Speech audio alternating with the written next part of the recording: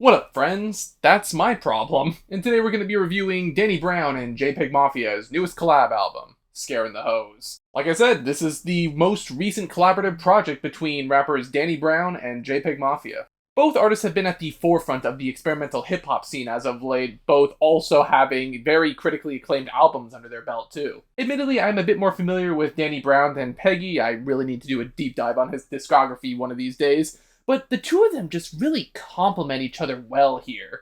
With the sounds that they both experiment with, it's almost kind of a surprise that it took them this long to form a collaborative group together. There are some, minor hiccups on this project here and there, but to be honest, this is an album that I think is going to be discussed in the experimental hip-hop scene for years to come. The lead single, Lean Beef Patty, is a pretty strong opening for the project. Combining a hip-hop beat with hyper-pop sounds takes some guts, but it works out well. It almost sounds like a Malibu Ken or Tobacco beat, which is really cool, and it kind of brings me back full circle to the start of this channel, actually. It's really unique with erratic and breakbeat sounds, fun flows by the guys, and some pretty crazy energy. This song just has it all. It has some cool vocal samples, too. It manages to not be so out there as to sacrifice the catchiness of the track, but it's still experimental in its own right. The beat on Steppa Pig is even better, and I'm also really digging how Danny is a bit more clear in the mix on this track, which is kind of a problem on some of the other songs on the record, but again, it's a minor problem. Those synths are ethereal and trance-like, while also having a very hard-hitting intensity to them. It's captivating, and the bounce on this track is seriously infectious and fun, and Peggy also brings a smoother flow to round out the song. He really complements all of the elements on this track, I think. The title track, Scaring the Hose, is one of my favorites on the project by far. The beat on this one is actually insane, featuring this non-stop clapping sample and off-kilter sax and industrial style drums. It's crazy. The flows on this track are just unreal. It's the hypest song known to man. I just love this one.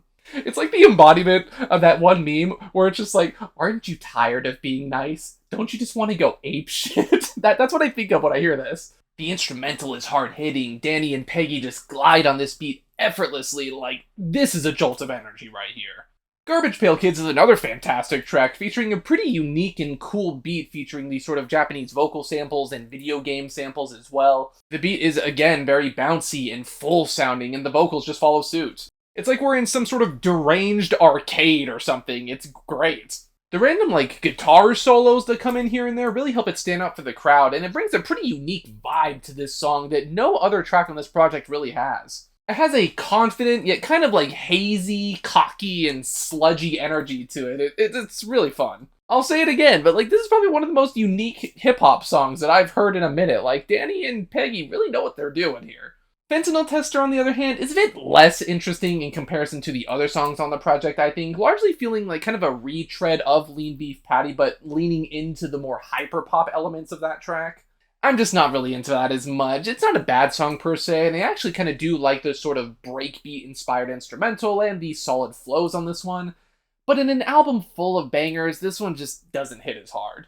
Burfict is another great one, feeling like an arena banger for the Super Bowl or something if it did even more steroids than usual. The overly bombastic horn samples make it really stand apart from the rest of the songs on the record, and it also adds to the sort of unserious and tongue-in-cheek vibe that this song has. The heavy drums that come in make a huge impact, and I feel like the vibe of this track is just a constant mix of cocky yet suave flows and instrumentals. It also manages to be constant hype too, which is pretty impressive. Slowing it down as much as an album like this can, we get Shut Yo Bitch Ass Up and Muddy Waters. This is especially prevalent in the more low-key synths, glitchy beat in samples, and also the sort of echoing vocals that we got going on here. To be honest, it's actually a pretty nice palate cleanser to prepare us for the second half of the project.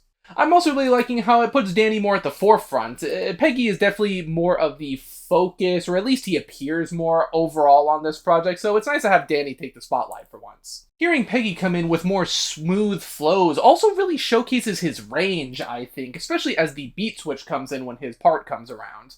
Orange Juice Jones also continues this more low-key vibe, featuring an instrumental that almost sounds like a distorted corpse of jazz rap or something, but it's pretty fire. The keys have that elegant yet ominous presence with how they're so often interrupted by the vocal sample, and I feel like Danny and Peggy's flows also accentuate that. Again, it's a nice palate cleanser and a pretty great lead up to the next song.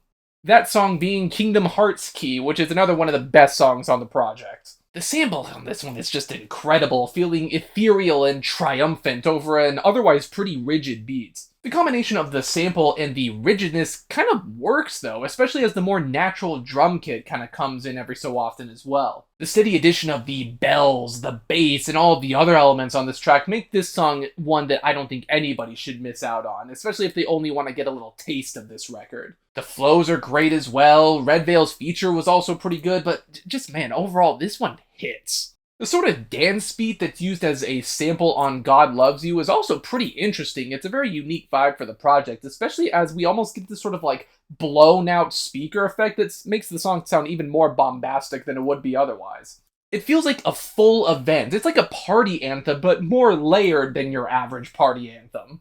The vibes are just hype as hell, and it seems like everybody on here is just having the time of their lives. I can only tell that like this song in particular was definitely made for live performances. Unfortunately, I don't really have much to say about Run the Jewels. I love the crazy brass sample on this one, alongside the really great vocals too, but I just wish it wasn't a glorified intermission. It could have been great as its own expanded song, or even maybe just part of another song on the project, but as it is right now, it doesn't really do much of anything. Next up, we get Jack Harlow Combo Meal, the juxtaposition between this like very elegant piano focus that we got going on this track, and the song's name is just hilarious. However, it's also a very well-layered and interesting song. It combines the energetic and the elegant, feeling almost a bit somber, as strange as that sounds. I think Peggy's portion in particular was really well done, and I'm also loving how pining the song sounds as it sort of gets more distorted as it progresses. It still retains its sense of humor, but it's a pretty interesting juxtaposition. Ho, Heaven on Earth continues the vibe of the previous song, however it's taken in a more dramatic direction this time around as we substitute the piano for an organ sound. Because of this, this one feels a bit more old school compared to a lot of the other songs on this project. The chorus is also really cool, going for a sort of pseudo-falsetto-like choir effect here that makes it especially theatric.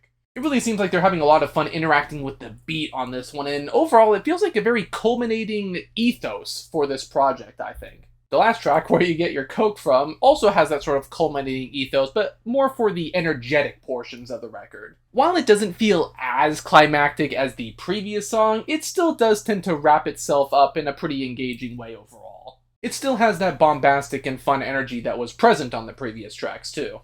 Fun flows, humorous lyrics, and a frantic energy still make it a pretty engaging final impression for the project, even if it doesn't round it out as well as the previous track.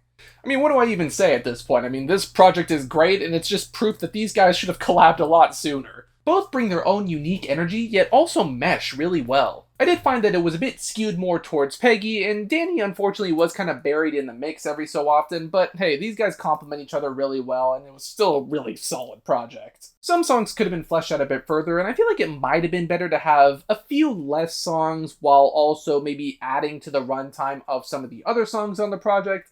But again, these are very minor criticisms, and I think pretty much every song on here is just really fun. It's just a fantastic and experimental and forward-thinking album. I hope these guys collab even more in the future if, like, this is what they're going to be putting out.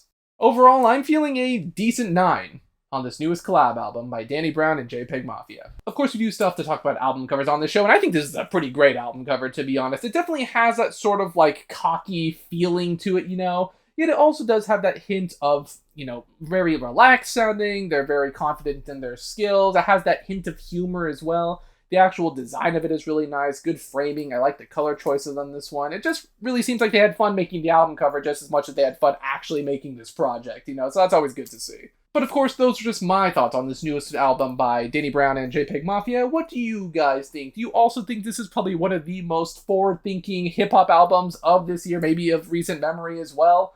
Or are you not as into the more experimental nature of this project? Let me know. Be sure to like, comment, subscribe, ring the bell if you also scare the hoes, and until next time, farewell.